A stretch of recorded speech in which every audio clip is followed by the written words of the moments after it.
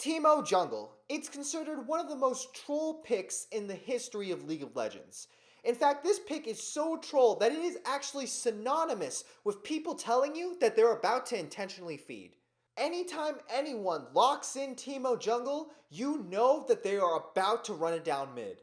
But there is one player who has locked in Teemo Jungle thousands of times, and not only has he never ran it down mid, he's been able to run Teemo all the way up to Challenger. This is how to play like a Challenger.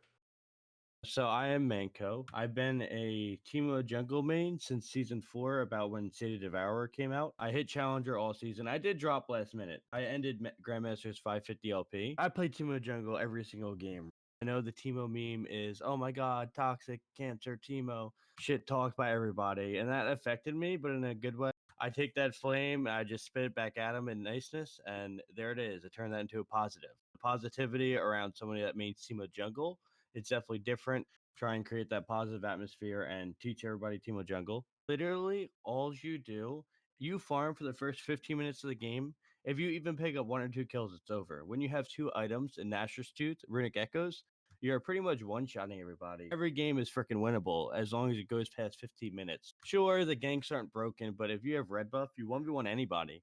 And like I said, as long as you type winnable in chat a couple times and your team doesn't go sicko mode, every game's a win after 15 minutes. It's literally the win con. Traditionally, the only lanes that Teemo has ever been viable in are top and mid lane.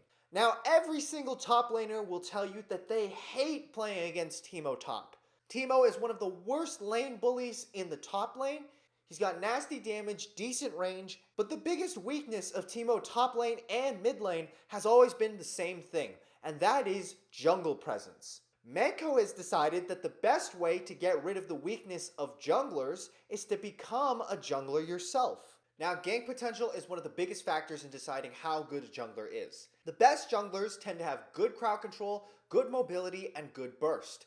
Teemo has none of these things. So how does Manco make ganks work on Teemo? Traditionally, any jungler that's a meta, you don't have to think about ganking. You run at them, you're an early game powerhouse, and you just click your abilities, you're good to go. But the ganks aren't as weak as they seem. If you have red buff and boots, that's pretty much all you need. I run PTA exclusively, 3 autos and a Q. Your damage is actually as much as any other champ at level 2 to 3. You don't have to hit any skill shots. If you can get 3 autos on them, it's a freebie. Teemo is team dependent in the early game. Sometimes it doesn't work out, but as long as you get your farm and you do get that 1 or 2 kills, it is good to go. So the early game Teemo jungle pathing is red, blue, wolves, gromp, and scuttle crab. And that prevents any invades, that prevents any shenanigans, and you still come out with about 20 CS. When they go to your invade you, they always go to the buff first. You knock out your buffs within the first minute of jungling, and the rest of the camps are good to go. Teemo's level 6 makes him the best jungler in the game. Once you're level 6, you literally just shroom Wraith Camp and you auto them once. It's insta dead.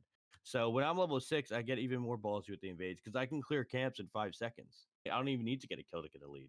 When someone sees Teemo Jungle, all they think is he's trolling. And if you're against a good jungler, he'll be thinking, I can just roll over this Teemo. Manco is so used to these kinds of invades that he's able to path effectively around this mindset. In this game, he's against one of the best junglers in North America, Rush. Rush and his teammates come in for an early invade and they steal his red buff. Although they're able to get a kill back, Manco is now down his first buff without a leash. This is pretty much every single jungler's nightmare scenario. You got invaded, you're level 1, and you're down a buff. What do you do next? May as well full clear these. I think my top side's gone regardless. Let's see. We're thinking, where is he going? Where is he going? Talia jungle with a lead on Teemo. He probably goes right to my blue, right? I'm going to go Raids to Scuttle.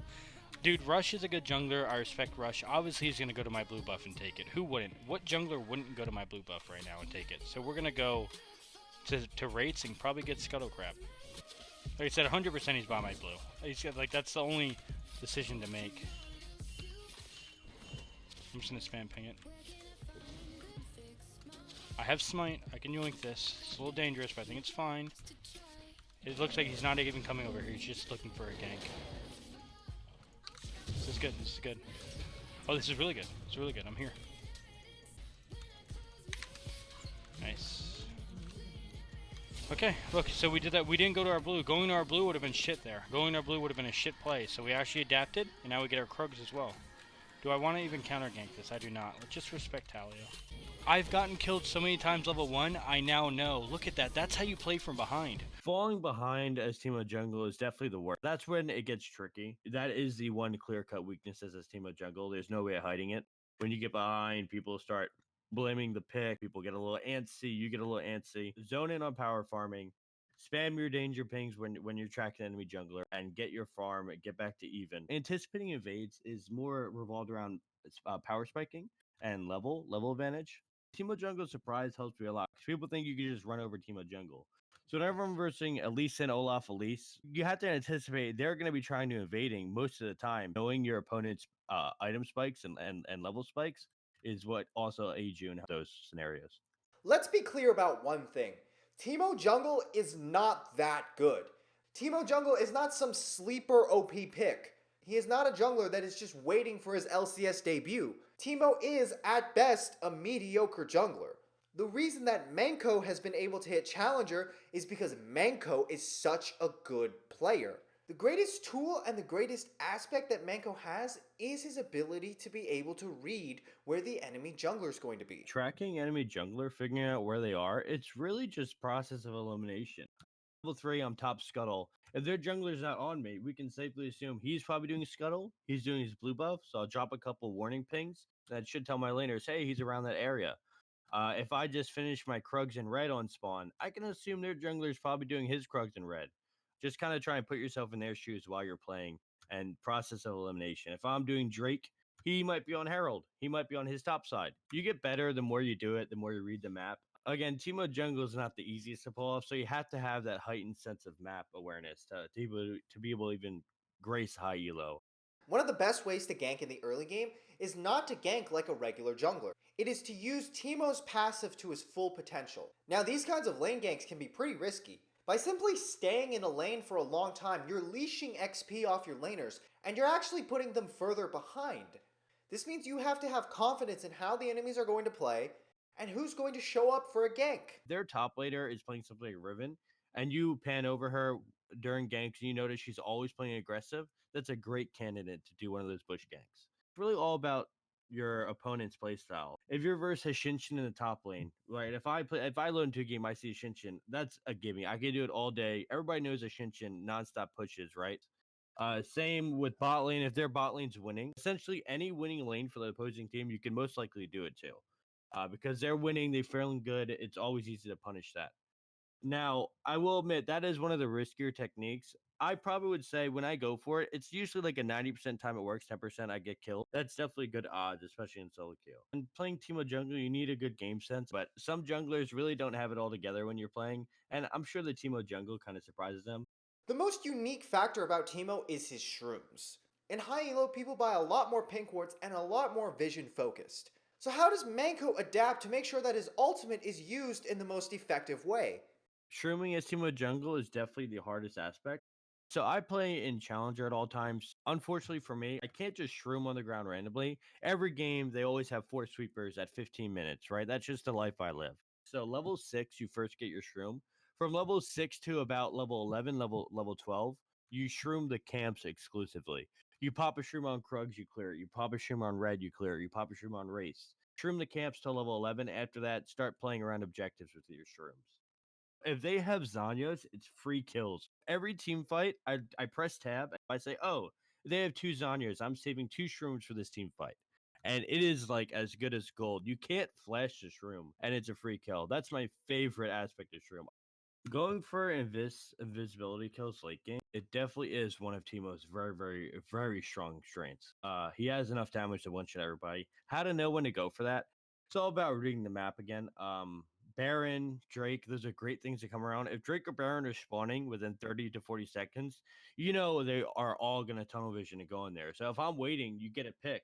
There you go, Baron's yours. Also on rotations, when they are going for rotations, you could definitely pick them mid rotation. And like I said, that is Teemo's strength. He is definitely an assassin late game. When you have 3 items, he can pick just about anybody, including tanks. It definitely is a lot harder than it looks. For the team fight, you're an assassin. You're looking for picks. You're looking for kills. But when the team fight actually starts, You scale that back. You play as a second ADC. He is very squishy, but he makes up for that 10 times in the amount of damage you can dish out in a short period of time. Kiting and auto space is people make it up to be this crazy function that you need to be Captain Jack with perfect mechanics to do. Listen, I play the game on sometimes damn lock camera. I move my camera with my arrow keys. Definitely not the ideal setup. I don't attack move and I can get it done. Here's your build on Teemo. Start Machete and Refillable Potion. On your first back, try to get either Boots, 2 Daggers, or Blue Smite. These items are super efficient for Teemo's early game and helps his clearing a lot. If the enemy is trying to invade you, you should get Sweeper Lens and Control Wards to be able to prevent their vision in your own jungle. The first item rush is almost always going to be Runic Echoes. This item is insanely efficient on Teemo. It gives him everything he needs and it helps tremendously with his early game clears. After that, try and finish your Sork Shoes and go into Gnasher's Tooth. Gnasher's Tooth gives Teemo CDR to be able to spam his shrooms. It gives him attack speed and of course it makes his auto attacks themselves much more strong. This is going to be followed up by a Leandri's Torment for the synergy that it brings to your DOTs. And after that, you pretty much build full AP. For runes, go Press the Attack for the auto attack enhancements, Triumph for healing and gold. Alacrity is crucial to making sure that Teemo can clear his early game camps, and you can choose between Coup de Grace or Cut Down. When you're ganking on Teemo, you tend to almost always use Blue Smite. It adds a decent amount of damage to the combo that you're going to be doing. And Ravenous Hunter gives you a little bit of HP back with your shrooms and DOTs. For rune stats, go Attack Speed, Adaptive Force, and Armor. For your abilities, max E, Q, W. Teemo's primary source of damage is in his E, so it's a no-brainer to max that first. The blind duration of Teemo's Q goes up with points, and so maxing that second is only natural. That's about Teemo Jungle in a nutshell. Clear speed, once level 6, ridiculous. The 1-1 potential, level 2 to level 3. The ganks with red buff and PTA melt everybody. Definitely one of the higher damage junglers. And to be honest, you know how cool it is? You know the tilt factor it makes your enemies have when they're getting creamed by Teemo Jungle? I win games just like that. If they're losing, if they have 2 deaths to a Teemo Jungle, the game's practically yours. So not only is it fun, it's creative, it's a different way to play, and it's pretty damn good. Guys, thanks for watching. Again, Manco here. Challenge your Teemo Jungle one trick. Learn everything you need to know about Teemo Jungle. I'm also positive all day, every day. It's definitely a work in progress, but we're pretty much rivaling the most positive streamers on League. My socials will be Manco1, LOL on pretty much everything. YouTube, Twitch, Instagram, Twitter, Manco1, LOL. I appreciate y'all coming through, watching this video, and of course, Dong Hop, thank you so much, buddy.